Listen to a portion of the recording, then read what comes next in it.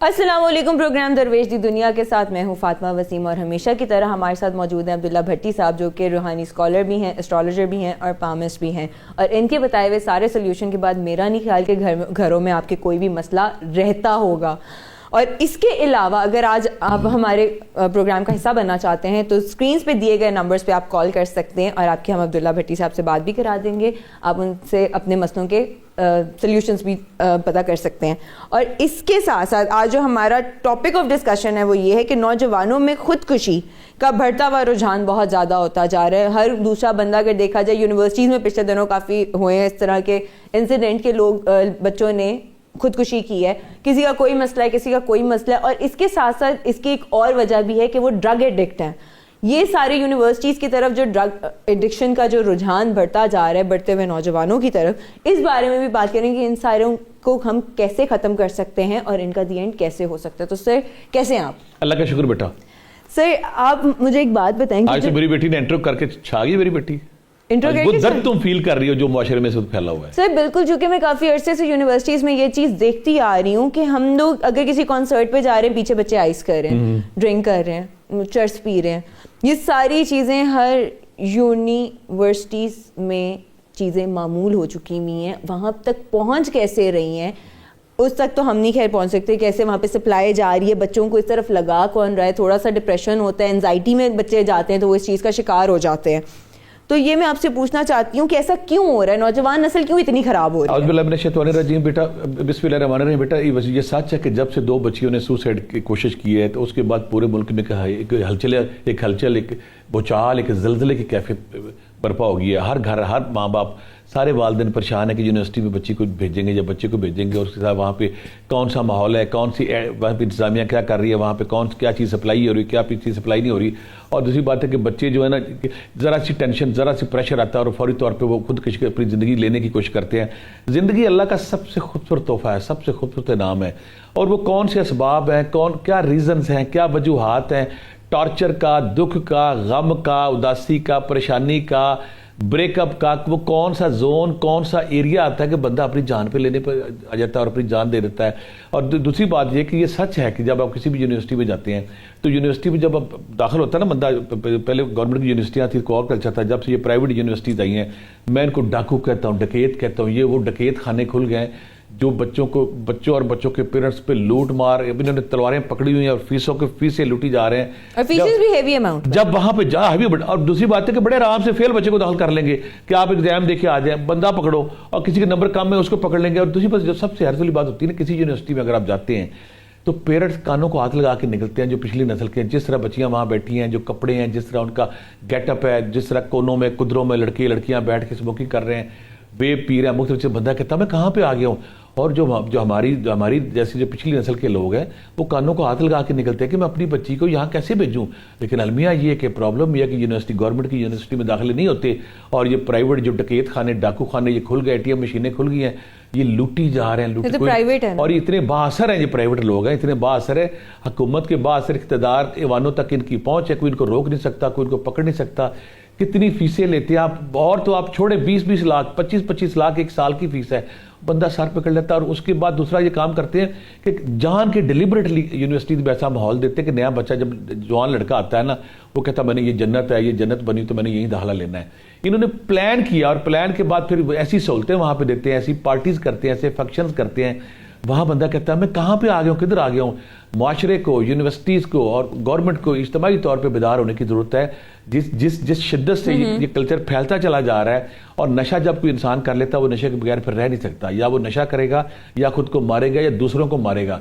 और जो लास्ट नशा आइस का आया उसकी इतनी खतरनाक पहलू, आप लोग परेशान हो जाएंगे। जो बच्चा नशा करता है ना, मैं कुछ लोग बच्चों के जब इंटरव्यूज लिए तो बच्चा कहता है कि ये नशा इतना खतरनाक है, इतना नेगेटिव माइंड को कर देता है कि अगर हमें पता चल जाए ना कि फलां बंदा मेरे मुखालफ है तो हम कोशिश करते हैं कि इससे पहले ये कोई एक्ट करे हम इसको नुकसान पहुंचा दें। यानी कि वो इतना डेंजरस नशा है कि आपके दिमाग के केमिकल को इस बुरी तरह मुंतशिर कर देता है, बखेर देता है कि नेगेटिविटी इस लेवल पे आ जाती है कि वो दूसरों की जान ले सकते हैं, इनकी ये जानवर बन जाते हैं। और जब दूसरी खतरनाक बात क्या है, इनको अब अगर घर में बंद करते खुदकुशी का धमकी देते हैं, अगर इनको इनके सप्लाई रोके तो पागल हो जाते हैं। सर ऐसे पेशेंट्स का तो मेरे ख्याल में घर में रहना सबसे ज्यादा हार्मफुल होता है, चूंकि वो घर वालों पे अटैक करते थे। हाँ, वो ये जानवर बन जाते हैं, अल्लाह माफ करे, मदद के साथ। तो हमें इज्तमाही तौर पे, माशरती तौर पे वालिदैन को, सोसाइटी को, मुआशरे को बेदार होना पड़ेगा। और गवर्नमेंट जो अरबों खरबों रुपए लगा ली खुदा के लिए, वो जो सप्लाई चेन, बेटा यहाँ पे आप हैरान हो जाएंगी। एक दिन मेरे पास एक बीबी आई, तो वो बड़ी गाड़ी, काली गाड़ी से उतरी, तो मुझे कहती कि मैं दुआ करें कि मेरी मुश्किल आई हुई, क्राइसिस आया हुआ। तो मैं, बेटा तुम क्या करती? बड़ी गाड़ी 1.5-2 करोड़ की। कहती मैं ना आपको सच बताऊंगी, आप दरवेश फकीर आदमी, मैं आपसे झूठ नहीं बोलूंगी, मैं 2 यूनिवर्सिटीज में ड्रग्स सप्लाई करती हूँ। मैं क्या? ओके। पहले मैं उसकी जुर्रत पे हैरान हो गया कि वो 6 फुट की औरत, लड़की, जवान, 28-30 साल उसकी उम्र होगी, उसकी मैं जुर्रत पे हैरान हो गया। मैं क्या बेटा क्या कह रही हूँ? कहती आप तो दरवेश आदमी, आप तो देख लेंगे, मैं और मेरी फैमिली जो है ना, 2 यूनिवर्सिटी में हमने कंटीनें ली हुई हैं, और कंटीनों के जरिए हम वहाँ सप्लाई करते हैं। गार्ड्स भी हमारे साथ मिले हुए हैं, वहाँ पे एडमन लोग भी हमारे साथ मिले हुए हैं, हम सबको धंधा देते हैं। एसएचओ को पता है। और दूसरी बात है, कहती कौन लाहौर का एसएचओ है? इनका तो एक पूरा एक नेटवर्क इनका सप्लाई हो रही है, सारे लोग मिले हुए साथ। कुछ अरसे बाद मैंने कहा बाज आ जाओ। फिर कुछ अरसे बाद अचानक मुझे उसका फोन आया कि मैं दुबई चली गई, मुल्क में कोई सख्ती हो रही थी, कुछ ऐसे हमारे लोग पकड़े गए थे, मैं आ गई। लेकिन मुझे जब भी ऐसा नशा जितनी फास्ट बनी है, जब भी मुझे मौका मिलेगा मैं फिर ये सप्लाई करूंगी। मैंने उससे कहा कि मुझे कोई टिप्स दो, हम कैसे इससे निकलें। कहती ये जो एसएचओ है इन सबको पता है, और जो यूनिवर्सिटी के अमला सबको पता है, यूनिवर्सिटी के गार्डों को पता है। अगर इनको लाइसेंस और अथॉरिटी दी हुई है, अंदर काम कर सकते हैं। लाइसेंस टू किल इनके हाथ में है। ये धड़ाधड़ लोगों को इस स्कीमें वाली मशीन में डाली जा रहे हैं, बच्चे ज़िबा हुए जा रहे हैं। और दूसरी बात है, मासूम बच्चे छोटे शहरों से आते हैं, ज़रा टेंशन आई, ज़रा परेशानी आई, वो टेंशन से बर्दाश्त नहीं होते। साथ वाला लड़का करते ये सूटा लगा, ये चीज़ ले ताकि तुम्हारी टेंशन रिलीज हो जाए। शुरू में 2-4 दफ़ा तो वो टेंशन रिलीज कर लेता है, बाद उसको एडिक्शन हो जाती है। एक दूसरी बात है कि बच्चा अगर उसका मेंटल कैलिबर इतना नहीं है, उसका फोकस अच्छा नहीं है, वो ऐसे सब्जेक्ट रख लेता है जो उसकी मेंटल कैपेबिलिटी से ज़्यादा होते हैं, वहाँ ज़्यादा मेहनत, ज़्यादा स्टडी की जरूरत होती है। प्रेशर भी तो होता है, स्टडी नहीं करता, उस प्रेशर कुकर में आके फिर वो सारा ढूंढता, मैं सिगरेट ले लूँ, मैं चाय ले लूँ, फला। तो ये एक खतरनाक एलिमेंट है, ये एक ऐसा नासूर बनता जा रहा है जिस हर दूसरा घर इसकी लपेट में आता जा रहा है। हमें इज्तिमाई तौर पे इसको देखना। आज प्रोग्राम में मैं आपको ये भी बताऊंगा, अगर कोई एडिक्शन का आदी हो गया है उसने कैसे छुटना है, अगर कोई सुसाइडल बार रखते करता है उसने कैसे छुटना है। हम हर्बल और होम्योपैथी नुस्खा जात और तरीके बताएंगे, और तस्बीहात बताएंगे, और वो प्रोसेस बताएंगे जो मैंने लोगों को बताया। और अल्हम्दुलिल्लाह सैकड़ों बच्चे आप नशे से बच चुके हैं और आज वो नॉर्मल लाइफ गुजार रहे हैं। ठीक है सर, इसी के साथ हमारे साथ एक कॉलर मौजूद है, हैदर है लाहौर से। जी अस्सलाम वालेकुम। वालेकुम अस्सलाम। हैदर, आपका सवाल क्या है? जी मेरा सर से ये सवाल है कि अभी रिसेंटली मैंने ग्रेजुएशन की है एक यूनिवर्सिटी से। ठीक है। तो वहाँ पर मैंने ये चीजें बहुत ज्यादा, मैं ग्रुप का हिस्सा भी रहा हूँ किसी ना किसी दौर में, किसी ना किसी तरह, कि वहाँ पर जो नशा है या ड्रग्स है वो इतना कॉमन है यूनिवर्सिटीज के अंदर आजकल, कि मेरे कई दोस्त जो है वो अपनी जान की बाजी हार भी चुके हैं, और कई खवातीन लड़कियां जो है वो भी इस लत में इतनी मतलब आसानी से मुब्तला हो चुकी हैं कि पता ही नहीं चल रहा कि उनकी जान कैसे छूटेगी। और जो जान तो बल्कि तभी छूट रही है जब वो अपनी जान से हाथ धो बैठे। तो मैं सर से ये सवाल करना चाह रहा हूँ कि मुझे बताएं, खासतौर पर पहले तो ये बताएं कि पेरेंट्स को अवेयरनेस दें कि उनके बच्चों पे वो किस तरह जो है वो नजर रखें कि उनको पता चल जाए कि उनके बच्चे ये काम कर रहे हैं। दूसरा, हुकूमत से भी अपील है कि खुदारा ये जो यूनिवर्सिटीज के अंदर कितनी आसानी से ये चीजें मुहैया हो रही हैं, इसके ऊपर जरा गौर करें। कितनी जाने हम गवा बैठे हैं, हमें इसका अंदाजा नहीं है।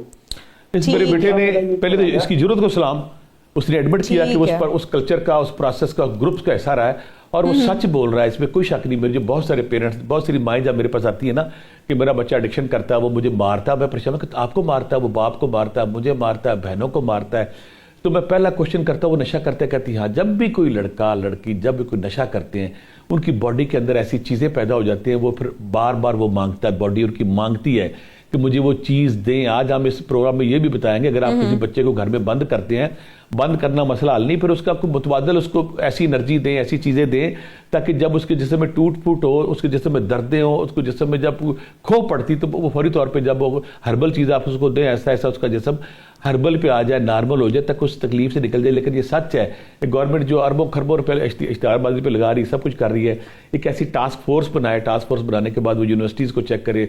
और फिर गवर्नमेंट, मैं अक्सर हैरान होता हूँ कि जो इलाके का SHO है ना, उसको सारा पता है, क्योंकि ये पैसे देते हैं। मुझे जो बीबी चली गई ना दुबई में, वो सारा बता के गई कि हम इतना पैसा फलां को देते हैं, फलां को देते हैं, फलां को देते हैं।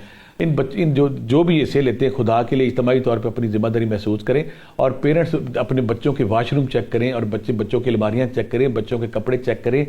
हर पेरेंट कहता कि मेरा बच्चा बच्ची दुनिया का सबसे नेक है, खुदा के लिए इस गलतफहमी से निकल आए। बाहर एक आग लगी हुई है, बाहर एक तूफान आया हुआ नशे का, बाहर एक तूफान आया एडिक्शन का। तो अगर आप इस गलतफहमी खुशफहमी में बैठे हैं कि हम नेक थे, हमारे बच्चे भी उतने नेक है, तो ये गलतफहमी दूर कर लें। बाहर एक बहुत शद्दत और बड़ा ख़तरनाक और बड़ा ऐसा कल्चर डेवलप हो चुका है जहाँ पे बच्चे ना कीमे वाली मशीन के अंदर उसमें घुसी जा रहे हैं, उनको वापसी का रास्ता भी नहीं मिलता। पेरेंट्स चेक करें, बच्चों के कपड़े चेक करें, उनके वॉशरूम चेक करें, बस स्मेल तो नहीं है। और दूसरी बात है कि मैं मशवरा दूंगा दूसरे तीसरे महीने बच्चों को ये डरावा दें। कुछ पेरेंट्स को जब मैंने कहा कि आप ना अपने बच्चों से कहा कि मैं हर महीने तुम्हारा टेस्ट कराऊंगी, जाके ये कराऊंगा, तो कुछ बच्चे इससे डर गए कि मेरे टेस्ट के बाद खून में आ जाएगा कि मेरे नहीं है। बच्चों को ये दहशत रखी है उन पे कि हम तुम्हारा टेस्ट कराएंगे, अगर तुम्हारे अंदर ये तुम्हारे खून में कोई एडिक्शन आ गई तो हम फौरी तौर पर तुम्हारी यूनिवर्सिटी बंद कर देंगे। मैं हैरान होता हूँ, पहले जो बच्चे यूनिवर्सिटियों में जाते थे वो ढूंढते कि छुट्टियां कब हो। आजकल के बच्चे जो छुट्टियां होती है वो चीखे मारते हैं, बच्चियां चीखे मारती हैं, वो यूनिवर्सिटी कब जाना है, यूनिवर्सिटी कब खुलेगी, मैं बोर हूँ, मैं फ्रस्ट्रेट हूँ, मैं डिप्रेशन में हूँ। तो ये जो कल्चर पैदा हो गया, हमें इज्तिमाई तौर पर इसके जागना है, माँ बाप को भी और यूनिवर्सिटी के असातिज़ा। मुझे शर्म आ रही है कि यूनिवर्सिटी की जो इंतजामिया है उन्होंने लूट मार तो कर रहे हैं, आप करें, इट्स ओके, लेकिन लूट मार के साथ।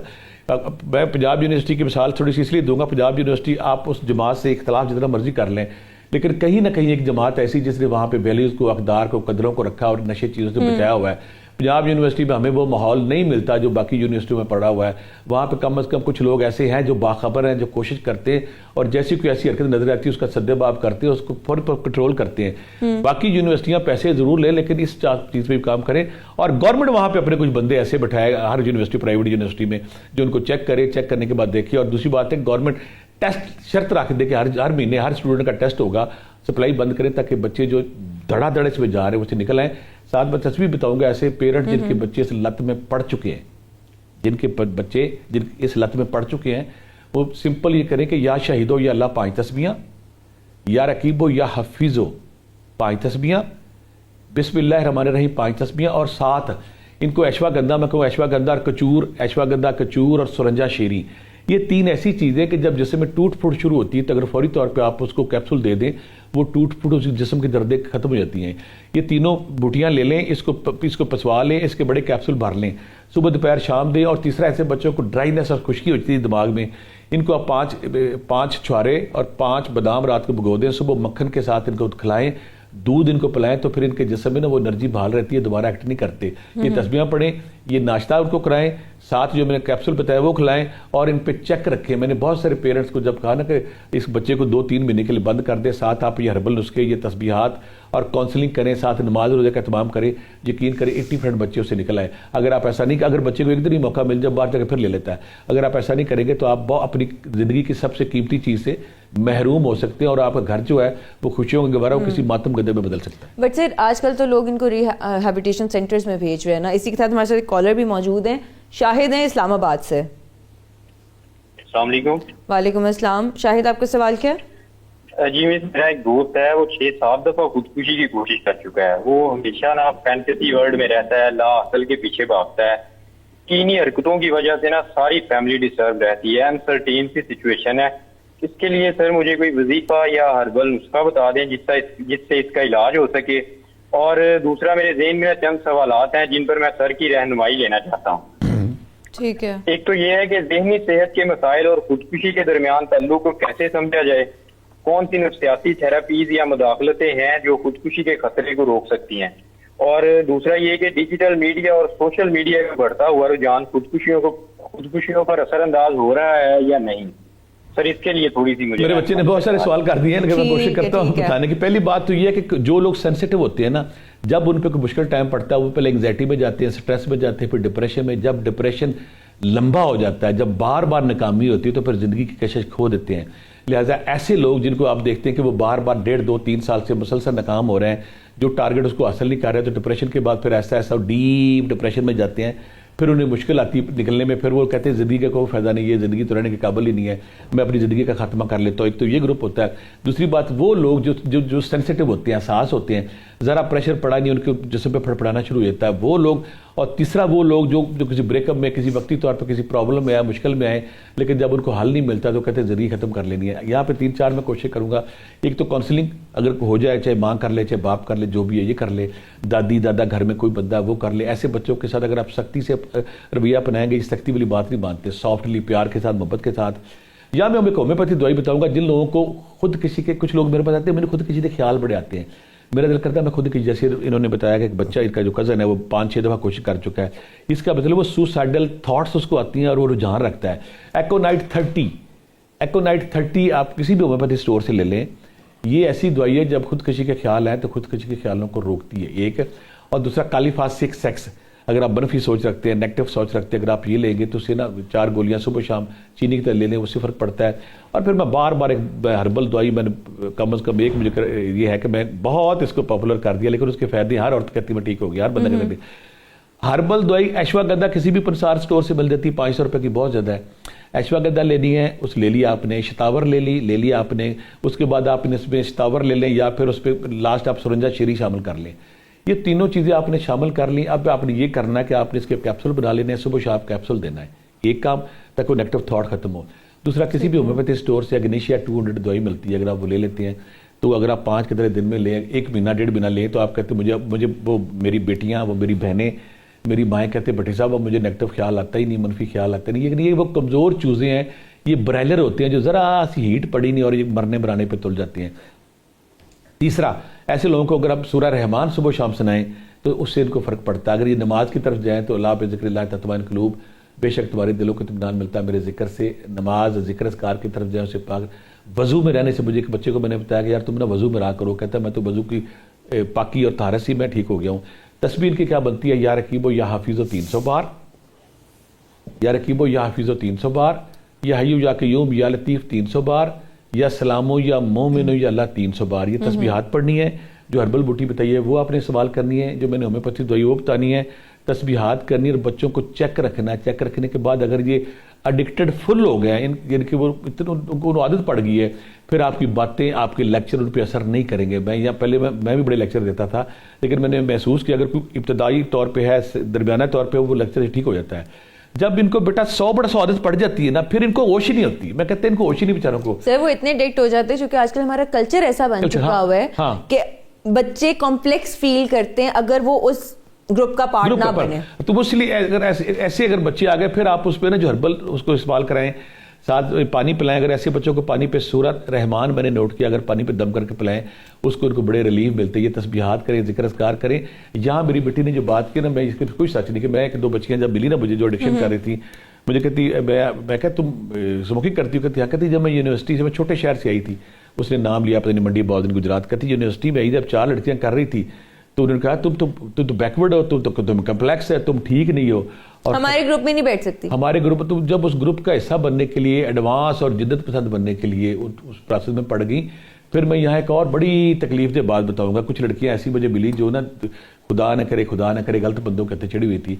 तो मैं कि बेटा तुम कैसे चढ़ गई? कहती यहाँ पे जब लड़कियां, कहती जिस लड़की का कोई दोस्त नहीं होता, फ्रेंड नहीं होता, उसको ताने मारती हैं कि देखो तू खूबसूरत नहीं है, तेरे अंदर टैलेंट कोई नहीं है। ये कितना माशरा हमारा मुतशद्दिद और जालिम हो गया है कि उस बच्ची को धकेल के अपनी दुनिया में ले आना, फिर उससे अल्लाह ने करे खराबी की तरफ ले जाना।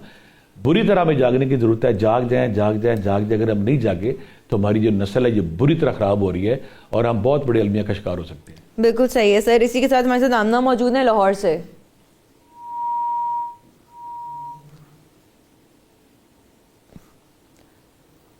अच्छा सर, ये तो हो गया हमारा नशे से एडिक्टेड जो हमारा कल्चर चल रहा है, सोसाइटी में जो कुछ भी चल रहा है, और ये बहुत मुश्किल होता है कि आप बच्चे को वहाँ से निकाल लें। कोई अगर शराब की लत पे लग गया है फॉर एग्जांपल, तो वो कम भी नहीं कर रहा। वो कहते हैं अगर मैं कम करूँगा मेरी वो क्वांटिटी पूरी नहीं होगी, मेरी बॉडी को जो नीड है वो पूरी नहीं होगी और मैं वो छोड़ नहीं सकता। ऐसा क्यों लोग सोचते हैं? क्यों रमज़ान के महीने में तो छोड़ देते हैं कि उनको पता होता है कि जी रमज़ान है, हमने इसमें कोई इस तरह की चीज़ नहीं करनी है। तो जब रमज़ान ख़त्म होता है शैतान फिर से खुल जाता है। नहीं, शैतान बेटा यहाँ मैं क्लियर कर दूँ, शैतान हमारे अंदर ही मौजूद है, हमारा नफ्स जो है करता है। यहाँ मैं अपने देखने वालों के अवेयरनेस के लिए छोटा सा आपको ना एक्सपीरियंस बताऊंगा कि सबसे ज़्यादा बच्चे खुदकशी किस एज में करते हैं।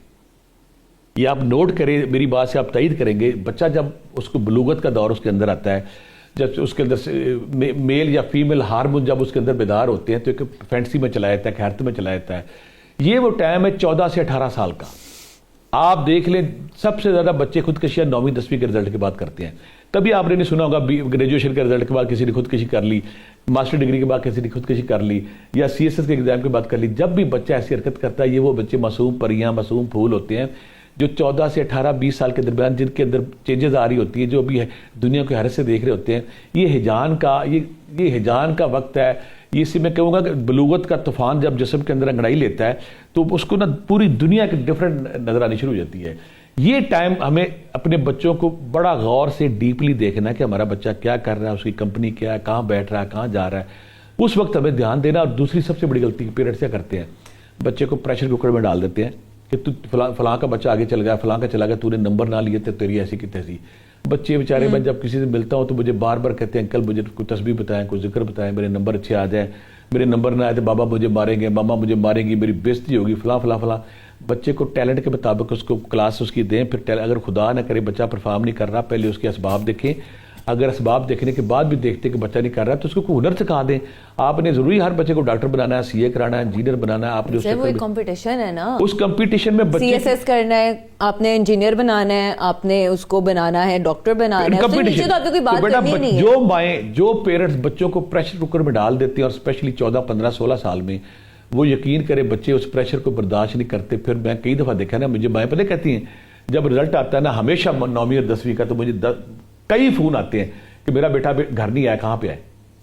मैं कहा फौरी तौर पे उसको मैसेज कर दें कि कोई नहीं, रिजल्ट बुरा आया तो हम तुम्हें कुछ नहीं कहेंगे। बल्कि अब तो मैं ये करता हूँ, जो मेरे पास पेरेंट्स आते हैं ना जो 9वीं 10वीं के बच्चे होते हैं, मैं उन्हें कहते हैं इसको आपने जब रिजल्ट से पहले एक दिन बुला के कहना कि देखो तुम्हारा रिजल्ट जो भी है कोई बात नहीं, हम फिर कर लेंगे। अगर आपने उनको कहा कि नंबर नहीं आए तो तेरी ऐसी की तैसी, बच्चे को समझ नहीं आती, बच्चा शऊर की बेदारी और शऊर के दरमियान फंसा होता है, वो फिर गलत एक्ट करता है। हमें फौरी तौर पे ऐसे बच्चों को प्रेशर करके निकाल के उनको वो क्लास देनी है जो उनके मिजाज और उनके टैलेंट के मुताबिक है, ताकि आप इस सजा से, इस तकलीफ से, इस दर्द से महफूज रह सकें। ठीक है सर, इससे हमारे साथ कॉलर मौजूद है, फैसल है वजीराबाद से। जी अस्सलाम वालेकुम। वालेकुम अस्सलाम। फैसल, आपका सवाल क्या? मेरा सवाल है, मैं एक रूहानियत का मुसाफिर हूँ। तो मैं जब रूहानियत में पढ़ा था ना, तो मुझे एक शोक पढ़ा था कि हजरत खिज़र हयात हैं, वो कहते हैं कि हर पीरों फकीरों से मिलते हैं। तो मैं सर से रिक्वेस्ट करता हूँ कि मुझे बताएं कि आपकी मुलाकात हुई है, दूसरा मुझे ऐसा वजीफा है कि मैं उनसे मुलाकात कर सकूँ। हमारे टॉपिक से हटके सवाल है, मैं फिर भी बताता हूँ। यहाँ मैं एक और चीज़ क्लियर कर दूँ। बच्चे ने सूफीज़्म का जिक्र किया कि जब मैं नया इस रास्ते पे आया बेटा, तो मुझे ना, मैं बहुत सारे बाबों के पास गया, तो वहाँ पे बाबे ने अक्सर एक चर्च का सूटा लगाते थे। तो मैंने कहा ये आप क्या, आप तो दरवेश हैं, अब दरवेश हैं, वली हैं, सूफ़ी हैं, आप कुर्बेलाई के मुसाफिर हैं, इश्क़ हक़ीक़ी के मुसाफिर हैं, आप रब के इश्क़ की बात कर रहे हैं, सूटा पर लगा रहे। तो उन्होंने मुझे ना आधे से 70-80% बाबों ने पता नहीं कहा, कहते कि ये ना फ़कीरी नशा है। मैं क्या फ़कीरी नशा है, ये बात किधर गई? कहते ये फ़कीरी नशा है, ये चर्च तो ये जन्नत से आए हुए पौधे हैं, फलां, उन्हें बड़ी हस्तियों का नाम लिया, उनके लिए उतरे थे। मैं फिर उसकी सर्च में पड़ गया, उसकी तहकीक में पड़ गया कि ये फ़कीर की लॉजिक क्या है। रूहानियत में बेटा, जो मेरे देखने वाले लोग हैं, रूहानियत में, तसव्वुफ में, फ़ुक्र में, दरवेशी में हर बंदा कोशिश करता है इर्तिकाज़ की, यकसोई की, अपने दिमाग को एक नुक्ते पे लगाने की। तो जब एक बंदा कोशिश करता, कामयाब नहीं होता, तो जब चर्च का सूटा लगाता तो फौरी तौर पर दिमाग एक नुक्ते पर ठहर जाता है। उस इर्तिकाज़ को पाने के लिए, उस मेडिटेशन को पाने के लिए, मुर्शिद के तसव्वुर को पकाने के लिए, ये फिर बाबे फराडी झूठे ये ना चर्च का सहारा लेते हैं, पंग का सहारा लेते हैं, बूटी का सहारा लेते हैं। बैकग्राउंड उसका ये होता है कि जब आप वो पी लेते हैं, फिर आपने ख्याल में मुर्शिद कहता है या वो बंगाली जादूगर कहता है कि अब तुम आसमान पे पहुंच गए हो, अब तुम अजमेर शरीफ चले गए हो, अब खाना काबा चले गए हो, मस्जिद नबी चले गए हो। वो ट्रांस की हालत में होता है, फिर वो उसके पीछे पीछे चलता है। जब ये नशा पा लिया, फिर जो लड़के जो भी करता नशा, बार बार नशे की तरफ जाता है। कि मैं तो हैरान बेटा, एक दफ़ा हो गया, मेरे पास 2 बच्चियाँ आई, तो उसकी माँ ने मुझे कहा कि ये दोनों बच्चियां ना चर्च पीती हैं, इनको लेक्चर दें। तो मैंने दोनों बच्चे में, बेटा तुम इतनी अच्छी फैमिली से हो, तुम इतनी समझदार पढ़ी लिखी बच्चियां हो। उसने मुझे जो बात की, मैं आज तक हैरान हूँ, फिर मैंने बाद भी पता किया वो सच निकली। कहती हम अपने फिगर को ठीक रखने के लिए चर्च ले रही है। मैं क्या, ये क्या बात है? कुछ और लोगों ने पूछा, कहते उसके अंदर खुश्की होती है, फिर बंदा मोटा नहीं होता, पतला रहता है। तो ये देखिए यूनिवर्सिटी में कैसे कैसे ड्रामे, फ्रॉड, कैसे कैसे मोटिवेशन, कैसे कैसे सिनेरी जाल है। लड़कियों से कहा जाता है अगर तुम चाहती हो पतली स्मार्ट, बिल्कुल तुम्हारा फिगर ठीक रहे, तो चर्च उसके लिए दुनिया की बेस्ट चीज़ है। फिर अगर आप थक जाते हो, अगर आपको थकावट हो जाती है, चर्च लिए थकावट दूर हो जाती है। फिर अगर आपके अंदर टेंशन, डिप्रेशन है, वो खत्म हो जाती है। तो ये कैसे कैसे जाल है, कैसी कैसी गलत फहमियाँ माशरे में कोई अपने फिगर को ठीक करने के लिए चरस और पांगोरी बूटियाँ ले रहा है, और कोई कहता है जी मैंने खुदा का नज़ारा करना है, मैंने इर्तिकाज़ पाना है, मैंने यकसोई पानी, मैंने अपने मुराकबे को पकाना है, उसके लिए ले रहा है। ये गलतफहमी है, गलतफहमी है, गलतफहमी है। अगर आप हकीकी तौर पर रब से जुड़ते हैं तो जब आप अल्लाह करते हैं या हय्यु या क़य्यूम करते हैं, आप उस नशे और सुरूर को पा जाते हैं। अगर आप इस नशे की शाहराह पे चल पड़े, ये वो है जो आपको कब्र तक किसी ने ख़त्म नहीं होना। ये कब्र में आपको छोड़ के आपकी जान छूटेगी।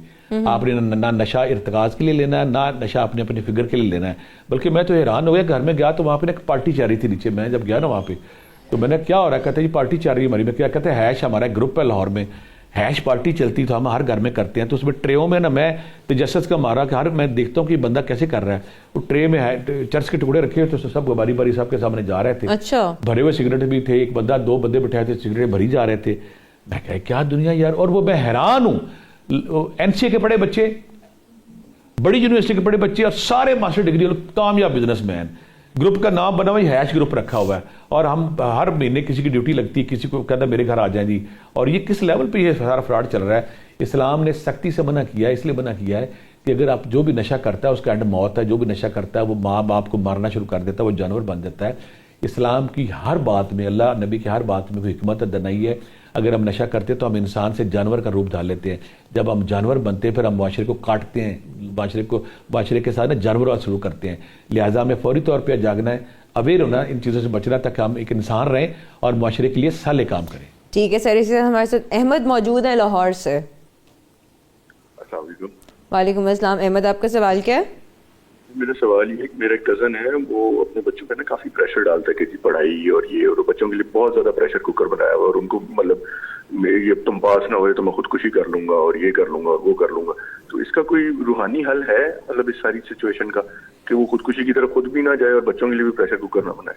मैं हैरान होता हूँ, मुझे ऐसी 2 माएँ मिल चुकी हैं। जब ना मुझे उन्होंने कहा अगर मेरा बच्चा फेल हो गया तो मैं ना अपने आप में कुछ कर लांगी। यानी कि बच्चा एक सेंसिटिव छोटा सा दिमाग जो ग्रो कर रहा है, वो जब ये देखता है कि मेरे अगर नंबर ना आए। और दूसरी बात है कि मेरे बच्चे का मेडिकल का पेपर था, तो वहाँ जब मैं गया ना MBBS के पेपर, एक बच्ची को ना बेहोश को बाहर लेकर आए, तो मैं बड़ा परेशान, बच्ची बेहोश, उसको पानी शानी पिलाया, पेपर तो उसका ज़ाया हो गया।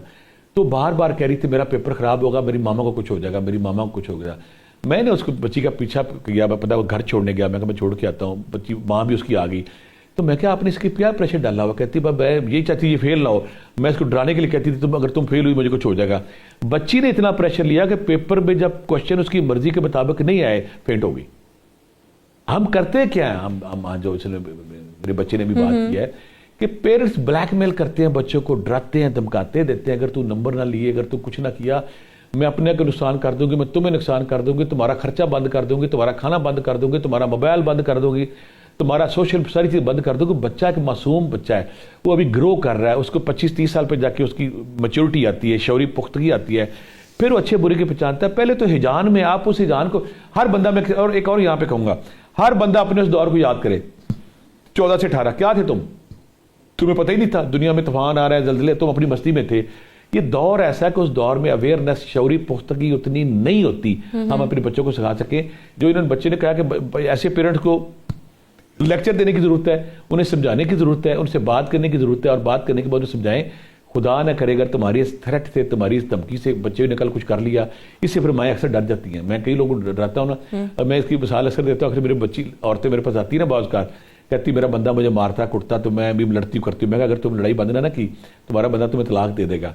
तो 6 महीने बाद कहती अब हमारी सुलह। मैं क्यों? कहती आपने मुझे डरा दिया था ना, तलाक दे देगा। अब मैं लड़ती ही नहीं।